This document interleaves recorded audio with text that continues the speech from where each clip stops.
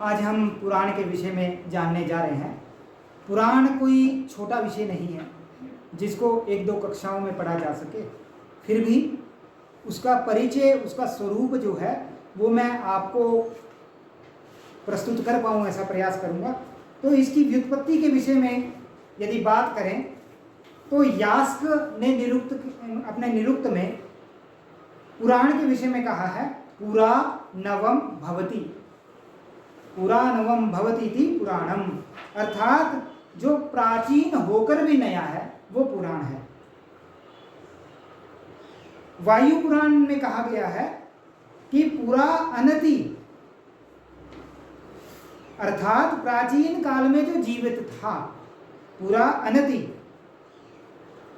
थोड़ा सा भिन्न करके पद्म पुराण में इसकी निरुक्ति, इसके विषय में जो कहा है थोड़ा सा भिन्न रूप से पद्म पुराण में कहा है पुरा परंपराम वष्टि कामयते, पुरा परंपराम वष्टि कामयते, जिसका अर्थ हुआ जो प्राचीनता की अर्थात परंपरा की कामना करता है वह पुराण कहलाता है।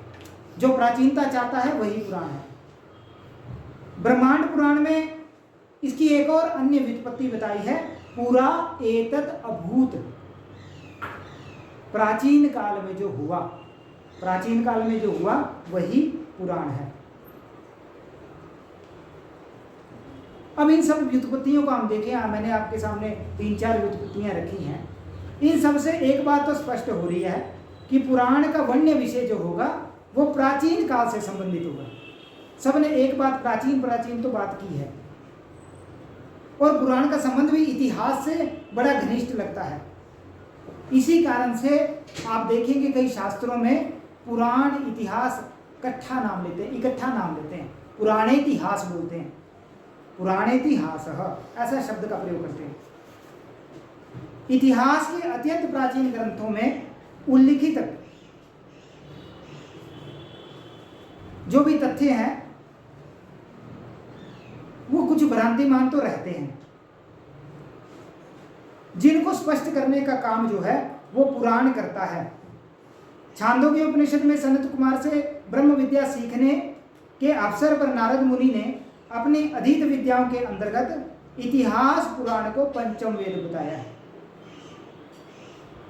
और उन्होंने संयुक्त करके इस नाम का प्रयोग किया है। यास्क ने अपने निरुक्त में ऋचाओं के जब विशदीकरण किया, उसके लिए ब्राह्मण ग्रंथों की कथाओं को इतिहास मा चक्षते ऐसा कहा। तो इस तरह से इतिहास और पुराण का एक साथ नाम जो है वो कई ग्रंथों में आया है, और ये प्राचीनता से संबंधित है और इतिहास से संबंधित है। अब पुराण हुए कब, ये एक प्रश्न पैदा होता है। तो पुराण के आविर्भाव का निर्देश वायु पुराण में मिलता है। उसके अतिरिक्त मत्स्य पुराण में भी वर्णित किया गया है। ये समान है इसलिए इकट्ठे बता रहा हूं कि वेद से आविर्भाव से पूर्व ही पुराण आगे थे, ऐसा कहाँ कहा है, वायु पुराण में और मत्स्य पुराण में। ब्रह्मा के सब शास्त्रों में पुराण का ही प्रथम स्मरण किया गया और अनंतर उनके मुख से वेद निकले, ऐसा यहाँ कहा है। एक श्लोक जो मत्स्य पुराण का मैं आपके सामने प्रस्तुत कर रहा हूँ। पुराणम सर्वशास्त्राणाम प्रथमम ब्रह्मणा स्मृतम, कि सर्वशास्त्रों में पुराण ही सबसे पहले स्मरण किया गया। नित्यम शब्दमयम पुण्यम शतकोटि प्रविस्तरम, अनंतरम च वक्त्रेभ्यो वेदास्तस्य विनिश्रिताः। द्वितीय पंक्ति में कहा नित्यम शब्दमयम पुण्यम शतकोटि विस्तृतम। इसका स्वरूप, इसका जो ढांचा है वो भी बताने का यहाँ प्रयास किया है, जिसकी हम आगे चर्चा करेंगे। पुराण शब्द की व्युत्पत्ति के विषय में पद्म पुराण में भी एक वर्णन मिलता है। पुरा परंपराम वष्टि पुराणम तेन तत्स्मृतम, यस्मात् पुरा हेनोदम पुराणम तेन तत्स्मृतम। इस व्युत्पत्ति से हमें पता लगता है कि पुराण कोई ग्रंथ विशेष नहीं है, पुराण कोई विद्या है। ये जो वायु पुराण की या पद्म पुराण की व्युत्पत्तियां हैं, इनसे हमें लगता है कि पुराण कोई ग्रंथ नहीं है, पुराण कोई विद्या रही है। और स्कंद पुराण में भी वर्णित किया गया है, पुराणमेकम् एवासीत् अस्मिन् कल्पांतरे नृपः। आरंभ में पुराण एक ही था। त्रिवर्ग साधनम पुण्यम शतकोटि प्रविस्तरम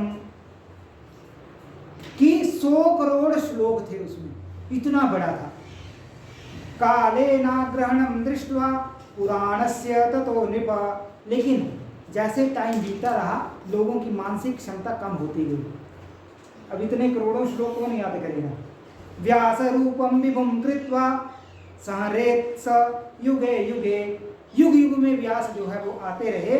चतुर्लक्ष प्रमाणेन द्वापरे द्वापरे सदा। और उन्होंने 4 लाख श्लोकों में उसको विभाजित करके उनको छोटा बना दिया, 4-4 लाख श्लोकों में। तो ऐसा एक अलग तरह का इनका अवतरण का कोई स्पष्ट प्रमाण हमें प्राप्त नहीं होते हैं। हमें तो यही पता लगता है कि कल्पांतर में पुराण एक ही था, जो त्रिवर्ग का साधन था, अर्थात जिससे अर्थशास्त्र भी प्राप्त होता था, कामशास्त्र भी प्राप्त होता था, जो धर्म का प्रकाशक था। वो इतना विस्तृत था कि उसमें 100 कोटि, उसके श्लोकों की संख्या कितनी थी, 100 कोटि, इतना विस्तृत था। और आदमी की बुद्धि जो परिमित होती गई, तो उसके फलतः क्या किया, विशाल का इस साहित्य को 4 लाख श्लोकों के भीतर सब संक्षिप्त कर दिया। और किसने किया, व्यास ने किया। ये व्यास वही हैं जिन्होंने वेद का व्यास किया, इसलिए वेद व्यास बोलते हैं ना, वेद को विभाजित किया। इसलिए मर्त्य लोक में पुराण की संख्या चतुर्लक्ष है, 4 लाख है, ये ध्यान रखिएगा। पुराणों को आप नकार नहीं सकते, 4 लाख श्लोक है, इतना नॉलेज है इसमें, जिसका विभाजन जो है कितने पुराणों में हुआ, 18 पुराणों में, जितने आज आपको देखने को मिलते हैं। तो पुराण जो है वो एक लौकिक शास्त्र है, ये वेद से भिन्न है, वेद से जोड़ नहीं सकते आप। ये अनुकूल शास्त्र है, अर्थात इस समाज के लिए अनुकूल है। जो समाज की बातें हैं वो इस पुराणों में बोली हैं। इसकी निरुक्तियों ने समय समय पर निर्देशित किया, जैसे पुरापि नवम भवति, जिसका अर्थ हुआ कि ये शास्त्र यद्यपि पहले लिखा गया है, लेकिन मूलतः प्राचीन होने पर भी इसने कालांतर में जो परिवर्तन हुए वो अपने में जोड़ लिए। पुरापि नवम भवति, इसलिए हर समय नया है। अभी कल पर्यावरण दिवस था, विश्व पर्यावरण दिवस, तो आप जब पुराण पढ़ेंगे तो उसमें पेड़ों को लगाने के विषय में बहुत ज्ञान दिया। उसमें कहा है कि मार्ग के किनारे आपको पेड़ पौधे लगाने हैं। तो नई नई बातों को ये पुराण जोड़ता गया अपने में।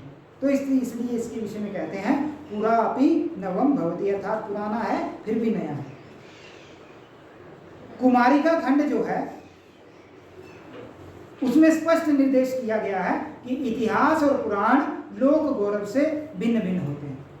अर्थात वैसे तो शास्त्रों में इतिहास पुराण शब्द प्रयोग किया गया, लेकिन आप बिल्कुल समान नहीं बोल सकते। इतिहास अलग चीज है, पुराण अलग चीज है। पुराण तो एक ज्ञान राशि है। तो इतिहास पुराणानि भिद्यन्ते लोक गौरवा, लोक के कारण, लोक जीवन की जो बातें बोली हैं उस कारण से पुराण अपने को अलग कर लेता है। क्योंकि इतिहास में तो इतिहास बताते हैं, हिस्ट्री बताते हैं। पुराण का काम केवल हिस्ट्री बताना नहीं है, पुराण में तो लोक ज्ञान भी बताया जाता है। तो इस तरह से महर्षि वात्स्यायन ने लोकवृत्त को ही इतिहास पुराण का विषय, और कईयों ने लोकवृत्त को इतिहास पुराण का विषय कह दिया। तो कई लोग कहते हैं कि इतिहास पुराण अलग अलग है, तो कुछ कहते हैं कि इतिहास पुराण एक ही चीज है। जैसा वात्स्यायन ने कहा है, लोकवृत्तमितिहास पुराणस्य विषयः। तो ऐसा कई लोगों ने इतिहास पुराण के विषय में कहा है। अब पुराण संहिता के निर्माण के विषय में बात करें तो पुराण की उत्पत्ति के विषय में पुराणों में एक समान मत प्राप्त होता है, जिसमें कोई भी विप्रतिपत्ति नहीं है।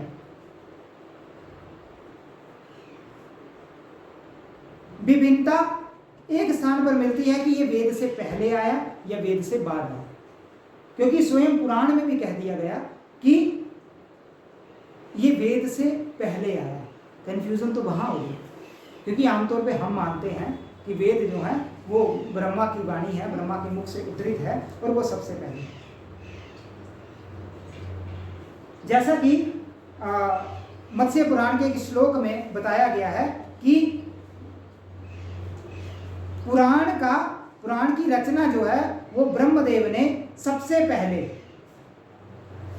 की और अपने मुख से उन्होंने वेद को निश्चित किया। पुराणम सर्वशास्त्राणाम प्रथमम ब्रह्मणा कृतम अनंतरम च वक्त्रेभ्यो वेदास्तस्य विनिर्मिताः। लेकिन श्रीमद् भागवत पुराण में उसकी उत्पत्ति के विषय में कहा है कि ये वेद के बाद आए हैं। स्पष्ट रूप से कह दिया गया है कि ये वेद के बाद आए हैं। भागवत का कथन है कि पुराण का वेद से आधिक्य यद्यपि सिद्ध होता है, लेकिन ये उनके पश्चातवर्ती हैं। शास्त्र मिज्याम स्तोमम प्रायश्चित्तम व्यधातु क्रमा। तो इस तरह से वो स्पष्ट हो गया। आगे भी भागवत में कहते हैं इतिहास पुराणानि पंचमम वेदमीश्वरः सर्वेभ्य एव वक्त्रेभ्य ससृजे सर्वदर्शनः। तो इससे तो स्पष्ट हो गया कि पुराण उस उदय विद्या, एक पुराण जो है एक विद्या है, पुराण कोई शास्त्र नहीं है, एक विद्या है जो वेदों के बाद आई है, जो आरंभ में अव्यवस्थित रूप में था, जो ग्रंथों में नहीं था, जो मौखिक रूप में था। और पुराण का जो आज विकास दिखता है ये एक नवीन युग में हुआ। और कब हुआ है? जब व्यास जी ने पुराण संहिता का प्रणयन कर दिया। आज जो पुराण संहिताएं दिखती हैं उसका प्रणयन, जब वो सारा ज्ञान जो पुराण रूपी ज्ञान था वो इस पुराण संहिता में आया। तो इस तरह पुराण संहिता का प्रणयन जो है वो व्यास जी का ही प्रयास का फल है। पुराणों का मत है, एक सामान्य मत है पुराणों का, कि व्यास जी ने पुराण संहिता का स्वयं प्रणयन कर लोमहर्षण सूत को पढ़ाया। पहले उन्होंने पुराण लिखे या पुराण को व्यवस्थित किया और फिर उसका ज्ञान किसको दिया? लोमहर्षण को। और कहा कि आप ही इन पुराणों का प्रचार करेंगे। यह कार्य उसी समय हुआ जब उन्होंने एक वेद का यज्ञ कर्म के निष्पादन के निमित्त 4 संहिताओं में विभाजन किया और 4 विशिष्ट शिष्यों को अध्यापन कराकर इसके प्रचार का कार्य निर्दिष्ट किया। अर्थात एक और वो वेद को डिवाइड कर रहे थे, जैमिनी, सुमंतु, पैल, आपने नाम सुने होंगे, अपने शिष्यों को ज्ञान दिया। उसी तरह पुराण का ज्ञान भी इन्होंने लोमहर्षण को दिया। अर्थात परंपरा वही है जो वेद में की है, वही परंपरा यहाँ है। और लोमहर्षण अपनी पुराण संहिता, लोमहर्षण जो आगे ज्ञान बनाते हैं, अपनी पुराण संहिता जो बनाते हैं वो वेद व्यास की पुराण संहिता के आधार पर बनाते हैं और वो भी आगे इन संहिताओं को अपने 6 शिष्यों को देते हैं। लोमहर्षण भी आगे अपने 6 शिष्यों को देते हैं। ये मैंने शिष्य परंपरा जो है वो आपके सामने रखी।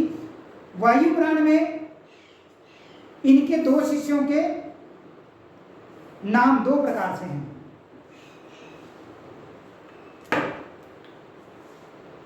इनके जो 6 शिष्य जो जिनकी बात मैंने की लोमहर्षण के, वो नाम 2 तरह से बताए हैं वायु पुराण में। पहला है वैयक्तिक नाम, अर्थात उनका नाम भी बताया है, और दूसरा है गोत्रज, गोत्र के अनुसार भी बताया है। मैं दोनों एक साथ नाम लूंगा। जैसे लोमहर्षण के जो 6 शिष्य हैं, सुमति आत्रेय, अकृत व्रण काश्यप, अग्निवर्चा भारद्वाज, मित्रायु वशिष्ठ, सोमदत्ती सावरणी, सुशर्मा शांशपायन। तो इस तरह से उनकी शिष्यों की परंपरा है। वेदव्यास इस शास्त्र के आदि प्रवर्तक शिष्य थे और उनके जो शिष्य हैं लोमहर्षण, जिन्हें महामति व्यास ने पुराण संहिता का अध्ययन करवाया। अर्थात ये पुराण व्यास ने किसको पढ़ा है? रोमहर्षण को। रोमहर्षण के आगे शिष्य हैं जिनका नाम मैं दोबारा ले रहा हूँ, सुमति, अग्निवर्चा, मित्रायु, शांशपायन, अकृतवर्ण और सावर्णी। तो इस तरह से ये सारा वर्णन जो है उनकी शिष्य परंपरा में हमें प्राप्त होता है। और इसमें और अगर पीछे से क्रम जानना चाहें तो सबसे पहले ब्रह्मा आते हैं, ब्रह्मा के बाद वशिष्ठ को ज्ञान प्राप्त होता है, वशिष्ठ के बाद शक्ति को प्राप्त होता है, शक्ति के बाद पराशर को, पराशर से व्यास को, व्यास के बाद ये ज्ञान जो है वो सुखदेव को प्राप्त होता है, जिसका वर्णन भागवत में भी है। सुखदेव का वर्णन वहां पे आता है। इस पारिवारिक परंपरा के लिए एक श्लोक भी बड़ा प्रख्यात है, व्यासं वसिष्ठनाप्तारं शक्ते पौत्रमकल्मषं पराशरात्मजं वंदे सुगतात्मं तपोनिधिं। तो इस तरह से हमारे देश में, हमारी परंपरा में एक लंबी व्यासों की परंपरा रही है। व्यास कोई एक व्यक्ति नहीं हुआ, 28 व्यास हुए, एक व्यास नहीं हुआ। इसलिए आप ये नहीं मान सकते कि व्यास, कौन से व्यास ने कब क्या किया। मैं शीघ्रता से उनका नाम जो है आपके सामने प्रस्तुत कर रहा हूँ। ब्रह्मा, प्रजापति, शुक्राचार्य, बृहस्पति, सूर्य, यम, इंद्र, वशिष्ठ, सारस्वत, त्रिधामा, त्रिशिख, भारद्वाज, अंतरिक्ष, वरणी, त्रयारुण, धनंजय, ऋतुंजय, जय, भरद्वाज, गौतम, हरियात्मा, वाजश्रवा, सोम, सुष्मायन, तृणबिंदु, भार्गव ऋक्ष, शक्ति, पराशर, जातुकरण और अंतिम है कृष्ण द्वैपायन। ये हैं कृष्ण द्वैपायन, जिनके लिए कहा जाता है कि इन्होंने वेद का भी व्यास किया, वेद को विभाजित किया और पुराणों को भी लिखा। तो मैं विशेष रूप से इसका कोई विशेष कारण भी नहीं था सभी नाम बताने का, लेकिन आपको पता होना चाहिए कि 28 जो हैं वो व्यास हुए हैं। अंतिम में कुछ बातों को, विशेष जो बातों को उनको प्रस्तुत कर रहा हूँ, बाकी हम अगली कक्षा में पढ़ेंगे पुराणों के विषय में। तो संस्कृत साहित्य में 18 संख्या का बड़ा महत्व है। 18 ही पुराण क्यों किए?